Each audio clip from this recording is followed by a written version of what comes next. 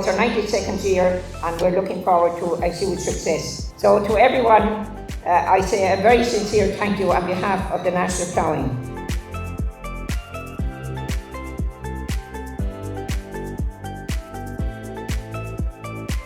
They're given fine weather for the rest of this week, so we'll get a good bit of work out of the way, and then we'll get time to concentrate on the ploughing then, yeah.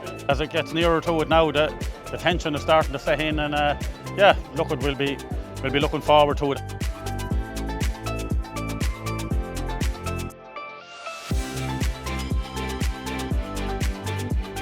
This launch typifies the ploughing.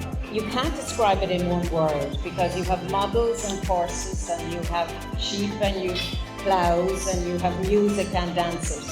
Anna Marie, the chairman, all of you have managed to do is keep the same spirit alive. Even though you've grown in scale and in numbers and in complexity, the spirit of the ploughing lives because it's about the people who come here, rural and urban.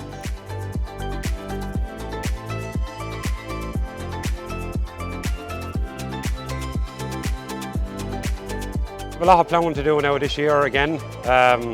Last year we had the national and the world amalgamated, so we had 4 days ploughing in a row. This year we have our national the day after the tractors go to the world in Latvia.